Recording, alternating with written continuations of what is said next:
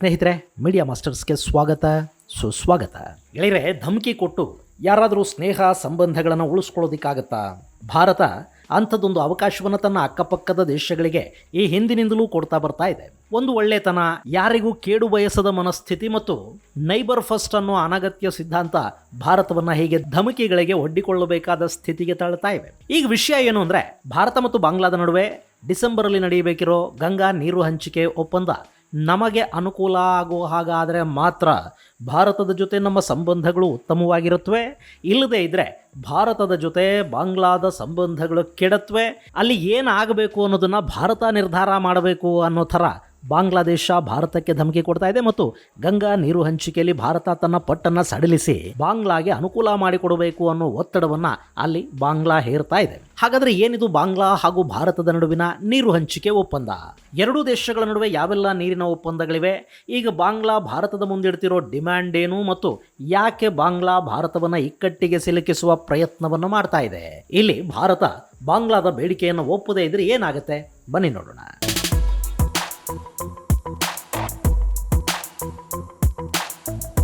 ಗೆಳೆಯರೆ, ಪಾಕಿಸ್ತಾನದ ಜೊತೆ ಭಾರತಕ್ಕೆ ಸಿಂಧೂ ನದಿಗೆ ಸಂಬಂಧಪಟ್ಟ ನೀರು ಹಂಚಿಕೆ ಒಪ್ಪಂದ ಇದೆ. ಆ ಒಪ್ಪಂದದ ಪ್ರಕಾರ ಸಿಂಧೂ ಮತ್ತು ಅದರ ಉಪನದಿಗಳ ನೀರನ್ನು ದೊಡ್ಡ ಪ್ರಮಾಣದಲ್ಲಿ ಪಾಕಿಸ್ತಾನಕ್ಕೆ ಬಿಡಲಾಗ್ತಾ ಇತ್ತು. ಇಷ್ಟಾದರೂ ಭಾರತದ ಹಕ್ಕನ್ನು ಸಂಪೂರ್ಣವಾಗಿ ಬಳಸ್ಕೊಳ್ಳೋದಕ್ಕೆ ಪಾಕಿಸ್ತಾನ ಅವಕಾಶ ಕೊಡದೆ ಕಿರಿಕ್ ಮಾಡ್ತಾ ಇತ್ತು.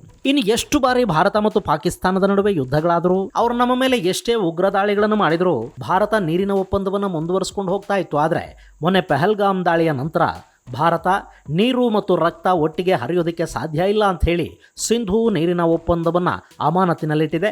ಹಾಗೆ ಪಾಕಿಸ್ತಾನ ಭಾರತದ ವಿರುದ್ಧ ಹೇಗ್ನಲ್ಲಿನ ಕೋರ್ಟ್ ಆಫ್ ಆರ್ಬಿಟ್ರೇಷನ್ಗೆ ಹೋಯಿತು. ಅಲ್ಲಿ ಏಕಪಕ್ಷೀಯವಾಗಿ ತೀರ್ಪು ಕೊಟ್ಟ ಹೇಗ್ ಕೋರ್ಟ್ ಭಾರತ ನೀರನ್ನು ಬಿಡಬೇಕು ಅಂತ ಹೇಳ್ತು. ಆದರೆ ಆ ಕೋರ್ಟ್ಗೆ ಸಿಂಧೂ ನದಿಯ ವಿವಾದದ ವಿಚಾರಣೆ ನಡೆಸೋ ಹಕ್ಕೇ ಇಲ್ಲ, ಜ್ಯೂರಿಸ್ಡಿಕ್ಷನ್ ಇಲ್ಲ ಅಂತ ಹೇಳಿದ ಭಾರತ ಆ ಆದೇಶವನ್ನು ತಿರಸ್ಕರಿಸಿ ಅದಕ್ಕೆ ನಾವು ಯಾವ ಕಿಮ್ಮತ್ತನ್ನು ಕೊಡೋದಿಲ್ಲ, ದಿಕ್ಕಿರುವ ಕಡೆ ಹೇಳ್ಕಳಿ ಹೋಗಿ ಅಂತ ಹೇಳಿದೆ. ಹೀಗೆ ಸಿಂಧೂ ನದಿಯ ವಿವಾದ ಜೀವಂತವಾಗಿರುವಾಗಲೇ ಬಾಂಗ್ಲಾ ಜೊತೆಗಿನ ಭಾರತದ ಗಂಗಾ ನದಿ ನೀರು ಹಂಚಿಕೆ ಒಪ್ಪಂದ ಮುಕ್ತಾಯವನ್ನು ಕಾಣ್ತಾ ಇದೆ. ಇಲ್ಲಿ ಮತ್ತೆ ಮಾತುಕತೆಗಳು ನಡೆದು ಹೊಸ ಒಪ್ಪಂದಕ್ಕೆ ಸಹಿ ಬೀಳಬೇಕು. ಇಲ್ಲಿ ಭಾರತ ಮತ್ತು ಬಾಂಗ್ಲಾ ಎರಡು ತಮ್ಮ ತಮ್ಮ ನಿಲುವಿಗೆ ಅಂಟುಕೊಂಡಿವೆ. ಹೀಗಾಗಿ ಸದ್ಯಕ್ಕೆ ಇದು ಸಮಸ್ಯೆಗೆ ಕಾರಣ ಆಗ್ತಾ ಇದೆ. ಗೆಳೆಯರೆ, ಗಂಗಾ ನದಿ ಬಿಹಾರದ ಮೂಲಕ ಪಶ್ಚಿಮ ಬಂಗಾಳವನ್ನು ಪ್ರವೇಶ ಮಾಡಿ ಅಲ್ಲಿಂದ ಬಾಂಗ್ಲಾದೇಶಕ್ಕೆ ಹರಿದು ಬಂಗಾಳ ಕೊಲ್ಲಿಯನ್ನು ಸೇರುತ್ತೆ.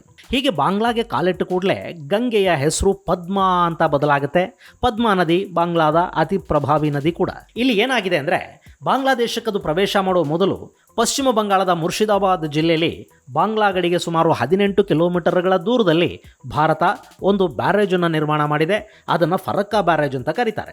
ಇಲ್ಲಿ ನಿಮಗೆ ಡ್ಯಾಮ್ ಮತ್ತು ಬ್ಯಾರೇಜ್ ನಡುವಿನ ಸಣ್ಣ ವ್ಯತ್ಯಾಸವನ್ನು ಹೇಳ್ಬಿಡ್ತೀನಿ ಕೇಳಿ. ಎರಡನ್ನೂ ಹರಿಯುವ ನದಿಗಳ ಮೇಲೆ ನಿರ್ಮಾಣ ಮಾಡ್ತಾರೆ. ಡ್ಯಾಮ್ ನೀರನ್ನು ಸಂಗ್ರಹ ಮಾಡೋ ಉದ್ದೇಶವನ್ನು ಹೊಂದಿರುತ್ತೆ, ಬ್ಯಾರೇಜ್ ಆ ನೀರನ್ನು ಡೈವರ್ಟ್ ಮಾಡುವ ಉದ್ದೇಶವನ್ನು ಹೊಂದಿರುತ್ತೆ. ಇಲ್ಲಿ ಗಂಗಾ ನದಿಯ ನೀರು ಭಾರತದಿಂದ ನೇರ ಅವತ್ತಿನ ಪೂರ್ವ ಪಾಕಿಸ್ತಾನಕ್ಕೆ ಹರಿದು ಹೋಗ್ತಾ ಇತ್ತು. ಹೀಗಾಗಿ ಭಾರತ ಅಲ್ಲೊಂದು ಬ್ಯಾರೇಜನ್ನು ನಿರ್ಮಾಣ ಮಾಡಿ ಆ ನೀರನ್ನು ಹೂಗ್ಲಿ ನದಿಗೆ ಡೈವರ್ಟ್ ಮಾಡ್ತು. ಆ ಬ್ಯಾರೇಜ್ ನಿರ್ಮಾಣದ ಯೋಜನೆ ಶುರುವಾದಾಗ ಇನ್ನೂ ಬಾಂಗ್ಲಾದೇಶ ಅನ್ನೋದು ಉದಯ ಕೂಡ ಆಗಿರಲಿಲ್ಲ. 1951ರಲ್ಲಿ ಬ್ಯಾರೇಜ್ ನಿರ್ಮಾಣದ ಬಗ್ಗೆ ಯೋಜನೆ ಶುರುವಾಗುತ್ತೆ. ಅದಾದ 10 ವರ್ಷಗಳಿಗೆ ಅಂದರೆ 1961ರಲ್ಲಿ ಅದರ ಕಾಮಗಾರಿ ಶುರುವಾಗುತ್ತೆ. 70ರಲ್ಲಿ ಬ್ಯಾರೇಜ್ನ ಕೆಲಸ ಪೂರ್ಣಗೊಳ್ಳುತ್ತೆ. 75ರಲ್ಲಿ ಅದು ಲೋಕಾರ್ಪಣೆ ಆಗುತ್ತೆ. 2304 ಮೀಟರ್ ಅಂದರೆ ಸುಮಾರು 2.3 ಕಿಲೋಮೀಟರ್ ಉದ್ದದ ಈ ಬ್ಯಾರೇಜ್ ಗಂಗಾ ನದಿಯ ನೀರನ್ನು ಹೂಗ್ಲಿಗೆ ತಿರುಗಿಸೋದು ಮಾತ್ರ ಅಲ್ಲ, ಕೋಲ್ಕತಾ ಪೋರ್ಟನ್ನು ಕಾಪಾಡುವ ಕೆಲಸವನ್ನು ಕೂಡ ಮಾಡ್ತಾ ಇದೆ. ಇಲ್ಲಿ ಈ ಬ್ಯಾರೇಜ್ನಿಂದ ಆಗೋ 2 ದೊಡ್ಡ ಉಪಯೋಗಗಳೇನು ಅಂದರೆ, ಹಿಮಾಲಯದಿಂದ ಹರಿದು ಬರೋ ಈ ನದಿ ದೊಡ್ಡ ಮಟ್ಟದಲ್ಲಿ ಕೆಸರು ಮತ್ತು ಹೂಳನ್ನು ಹೊತ್ತು ತರುತ್ತೆ. ಇದು ನದಿಯ ನೀರಿನ ಹರಿವಿನ ಮೇಲೆ ಪ್ರಭಾವ ಬೀರುತ್ತೆ. ಹಾಗೆ ಹೂಗ್ಲಿ ನದಿಯಲ್ಲಿ ನೀರು ಕಡಿಮೆ ಇದ್ರೆ ಈ ಸೆಡಿಮೆಂಟ್ಸ್ ಇಂದಾಗಿ ಕೋಲ್ಕತಾ ಪೋರ್ಟ್ನ ಕಾರ್ಯಕ್ಷಮತೆ ಕಡಿಮೆ ಆಗುತ್ತೆ. ಅದನ್ನು ತಪ್ಪಿಸೋದಕ್ಕೆ ಈ ಬ್ಯಾರೇಜ್ ನಿರ್ಮಾಣ ಮಾಡಲಾಯಿತು. ಇದು ಹೂಗ್ಲಿಯ ನೀರನ್ನು ಹೆಚ್ಚು ಮಾಡ್ತು, ಜೊತೆಗೆ ಸೆಡಿಮೆಂಟ್ಸ್ ಅನ್ನ ಬ್ಯಾರೇಜ್ ತಡೆಯೋ ಕೆಲಸವನ್ನು ಕೂಡ ಮಾಡ್ತು. ಮುಂದೆ ಈ ಪೂರ್ವ ಪಾಕಿಸ್ತಾನ ಅನ್ನೋದು ಪಾಕಿಸ್ತಾನದ ಜೊತೆ ಕಿತ್ತಾಡ್ಕೊಳ್ತು. ಭಾರತ ಅಲ್ಲೊಂದು ಸಿಸೇರಿಯನ್ ಮಾಡಿ ಪೂರ್ವ ಪಾಕಿಸ್ತಾನವನ್ನು ಬೇರ್ಪಡಿಸಿ ಅಲ್ಲಿ ಬಾಂಗ್ಲಾದೇಶ ಹುಟ್ಟೋ ಹಾಗೆ ಮಾಡ್ತು. ಆಯ್ತಲ್ಲ, ನದಿ ದಾಟಿದ ಮೇಲೆ ಅಂಬಿಗನ ಹಂಗೆ ಯಾಕೆ ಅನ್ನೋ ಹಾಗೆ ಬಾಂಗ್ಲಾದೇಶ ಈ ಫರಕ್ಕಾ ಬ್ಯಾರೇಜ್ನಿಂದ ನಮಗೆ ಸಮಸ್ಯೆ ಆಗ್ತಾ ಇದೆ, ನಮ್ಮ ನೀರನ್ನ ಫರಕ್ಕಾ ಕಿತ್ಕೊಳ್ತಾ ಇದೆ ಅನ್ನೋ ತಕರಾರನ್ನ ಆರಂಭ ಮಾಡಿತು. 1976ರಲ್ಲಿ ಮೌಲಾನಾ ಅಬ್ದುಲ್ ಹಮೀದ್ ಖಾನ್ ಬಾಷಾನಿ ಅನ್ನೋನ ನೇತೃತ್ವದಲ್ಲಿ ಫರಕ್ಕಾ ಮಾರ್ಚ್ನ ಬಾಂಗ್ಲಾದೇಶದ ಜನ ಶುರು ಮಾಡಿದ್ರು. ಬಾಂಗ್ಲಾದ ಕೃಷಿಗೆ ಮೀನುಗಾರಿಕೆಗೆ ಸಮಸ್ಯೆ ಆಗ್ತಾ ಇದೆ, ನಮ್ಮ ನೀರನ್ನ ಭಾರತ ಡೈವರ್ಟ್ ಮಾಡ್ತಾ ಇದೆ ಅನ್ನೋ ಆರೋಪ ಅವರದ್ದು. ಆ ಬಗ್ಗೆ ವಿಶ್ವಸಂಸ್ಥೆಗೆ ಕೂಡ ದೂರು ಕೊಡಲಾಯಿತು. ಈ ಮಾರ್ಚ್ ನಡೆದದ್ದು ಮೇ 16ನೇ ತಾರೀಕು. ಇವತ್ತಿಗೂ ಕೂಡ ಬಾಂಗ್ಲಾ ಮೇ 16ರನ್ನ ಫರಕ್ಕಾ ಡೇ ಅಂತ ಆಚರಿಸ್ತಾ ಇದೆ. ಅದೊಂದು ಕಡೆ ಇರಲಿ. ಇನ್ನು ಈ ವಿವಾದ ಬಗೆಹರಿಲಿಲ್ಲ, ಅದು ಹಾಗೆ ಇತ್ತು. ಆನಂತರ ಬಾಂಗ್ಲಾದಲ್ಲಿ ಶೇಖ್ ಹಸೀನಾ ಸರ್ಕಾರ ಬಂತು, ನಮ್ಮಲ್ಲಿ ದೇವೇಗೌಡರು ಪ್ರಧಾನಿ ಆದರು.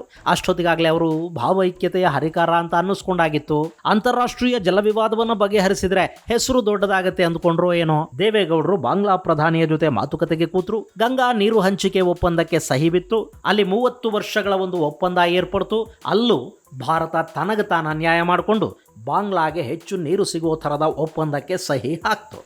ಈ ಒಪ್ಪಂದ ಹೇಗಿದೆ ಅಂದರೆ, ಗಂಗಾ ನದಿಲಿ 50,000 ಕ್ಯೂಸೆಕ್ಸ್ಗಿಂತ ಕಡಿಮೆ ನೀರಿದ್ರೆ ಎರಡೂ ದೇಶಗಳು ಕೂತು ಮಾತಾಡ್ಕೋಬೇಕು. 70,000 ಕ್ಯೂಸೆಕ್ಸ್ವರೆಗೆ ನೀರಿದ್ರೆ ಅರ್ಧ ಅಂದರೆ 35,000 ಕ್ಯೂಸೆಕ್ಸ್ ನೀರನ್ನು ಬಾಂಗ್ಲಾಗೆ ಬಿಡಬೇಕು.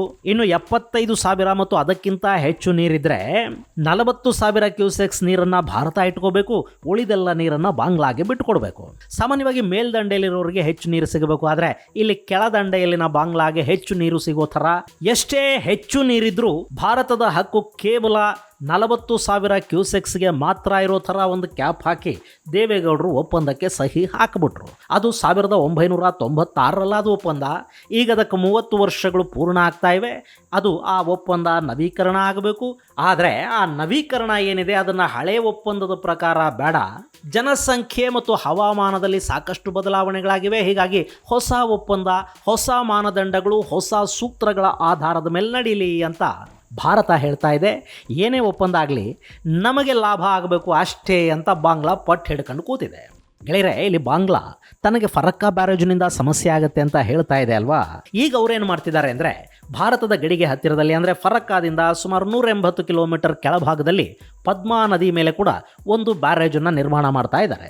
ಈ ಬ್ಯಾರೇಜ್ ನಿರ್ಮಾಣ ಅನ್ನೋದು ನದಿಯ ನೀರನ್ನು ಡೈವರ್ಟ್ ಮಾಡುತ್ತೆ, ಅದನ್ನು ಯಶಸ್ವಿಯಾಗಿ ಬಳಸ್ಕೊಳ್ಳೋದಕ್ಕೆ ಅವಕಾಶಗಳನ್ನು ಹೆಚ್ಚು ಮಾಡುತ್ತೆ ಅನ್ನೋದು ನಿಜ. ಆದರೆ ಸೆಡಿಮೆಂಟ್ಸನ್ನು ಅದು ತಡೆಯೋದ್ರಿಂದ ಮೇಲ್ಭಾಗದಲ್ಲಿ ಪ್ರವಾಹಗಳಿಗೆ ಕೂಡ ಕಾರಣ ಆಗುತ್ತೆ. ಈಗ ಫರಕ್ಕಾ ಬ್ಯಾರೇಜ್ನಿಂದ ಮಾಲ್ಡಾ ಸೇರಿದಂತೆ ಹಲವು ಜಿಲ್ಲೆಗಳು ಇದೇ ರೀತಿ ಪ್ರವಾಹಕ್ಕೆ ತುತ್ತಾಗಿವೆ. ಹಾಗೆ ಪದ್ಮಾ ಬ್ಯಾರೇಜ್ ಕೂಡ ಫರಕ್ಕಾಗೆ ಹಿಮ್ಮುಖವಾಗಿ ನೀರು ಹರಿಯೋದಕ್ಕೆ ಕಾರಣ ಆಗಬಹುದು. ನದಿ ಪಾತ್ರದ ಕೊರಕೆಗೆ, ಪಾತ್ರದ ಬದಲಾವಣೆಗೆ, ಹರಿವಿನ ವಿಸ್ತರಣೆಗೆ ಇದು ಕಾರಣ ಆಗಬಹುದು ಅನ್ನೋ ಆತಂಕ ಇದೆ.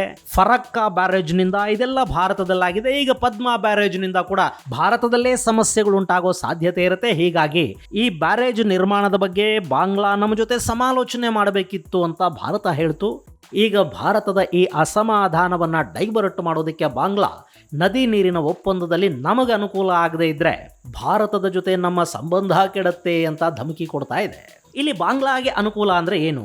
ಬಾಂಗ್ಲಾ 40,000 ಕ್ಯೂಸೆಕ್ಸ್ ನೀರು ಹರಿಸುವ ಗ್ಯಾರಂಟಿಯನ್ನು ಕೇಳ್ತಾ ಇದೆ. ಅಂದರೆ ಗಂಗಾ ನದಿಯಲ್ಲಿ ನೀರು ಎಷ್ಟು ಬೇಕಾದರೂ ಹರಿಲಿ, ನಮಗೆ 40,000 ಕ್ಯೂಸೆಕ್ಸ್ ಪ್ರತಿ ವರ್ಷ ಬಿಡುವ ಗ್ಯಾರಂಟಿಯನ್ನು ಭಾರತ ಕೊಡಬೇಕು. ಈ ಹಿಂದೆ ಭಾರತ ಇಂಥ ಒಪ್ಪಂದ ಇದ್ದರೂ ಕೂಡ ಅದನ್ನು ಸುಮಾರು 30ಕ್ಕೂ ಹೆಚ್ಚು ಬಾರಿ ಉಲ್ಲಂಘನೆ ಮಾಡಿದೆ. ನೀರು ಹರಿದೇ ಇದ್ದರೆ ನಮ್ಮ ಸುಂದರಬನ ಕಾಡು ನಾಶ ಆಗುತ್ತೆ. ಈಗಾಗಲೇ ಮೀನಿನ ಸಾಕಷ್ಟು ಪ್ರಭೇದಗಳು ಸಾಯ್ತಾ ಇವೆ. ನಮ್ಮ ಜಲ ಸಾರಿಗೆ ಸಮಸ್ಯೆಗೀಡಾಗುತ್ತೆ. ಪದ್ಮಾ ನದಿಯ ಉಪಕವಲುಗಳು ಒಣಗಿ ಸಮುದ್ರದ ನೀರು ಹಿಮ್ಮುಖವಾಗಿ ಬರುತ್ತೆ. ಇದರಿಂದ ಲವಣಾಂಶ ಹೆಚ್ಚಾಗುತ್ತೆ.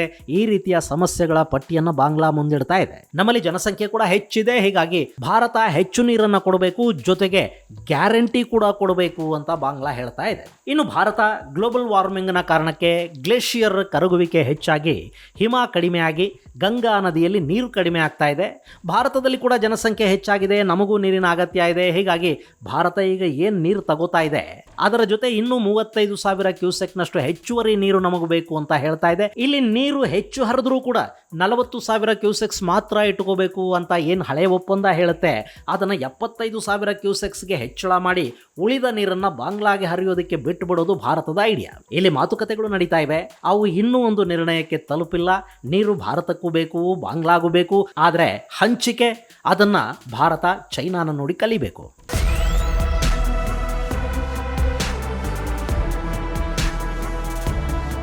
ಇನ್ನು ಭಾರತ ಹಾಗೂ ಬಾಂಗ್ಲಾದ ನಡುವೆ ಸುಮಾರು 54 ನದಿಗಳು ಹರಿಯತ್ವೆ. ಆ ಪೈಕಿ ಗಂಗಾ ನದಿ ನೀರಿನ ಹಂಚಿಕೆಗೆ ಸಂಬಂಧಪಟ್ಟ ಹಾಗೆ 1996ರ ಡಿಸೆಂಬರ್ 12ನೇ ತಾರೀಕು ಒಂದು ಒಪ್ಪಂದ ಆಗಿತ್ತು. ಆ 30 ವರ್ಷಗಳ ಒಪ್ಪಂದ 2026ರ ಡಿಸೆಂಬರ್ಗೆ ಮುಗಿಯುತ್ತೆ. ಇನ್ನು ಕುಶಿಯಾರ ನದಿ ನೀರು ಹಂಚಿಕೆಗೆ ಸಂಬಂಧಪಟ್ಟ ಹಾಗೆ ಕೂಡ 2022ರಲ್ಲಿ ಒಂದು ಒಪ್ಪಂದ ಆಗಿದೆ.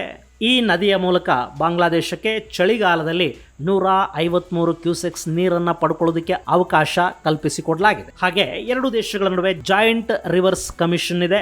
1972ರಿಂದಲೂ ಇದು ಕಾರ್ಯನಿರ್ವಹಿಸ್ತಾ ಇದೆ. ಇದು 54 ನದಿಗಳ ನೀರು ಹಂಚಿಕೆಯ ಬಗ್ಗೆ ಚರ್ಚೆ ಮಾಡ್ತಾ ಇದೆ. ಇನ್ನು ತೀಸ್ತಾ ನದಿ ನೀರಿನ ಹಂಚಿಕೆಯ ಕುರಿತಾದ ಒಪ್ಪಂದ ಎರಡು ದೇಶಗಳ ಮೇಲೆ ಆಗಬೇಕಿದೆ, ಅದು ಬಾಕಿ ಇದೆ.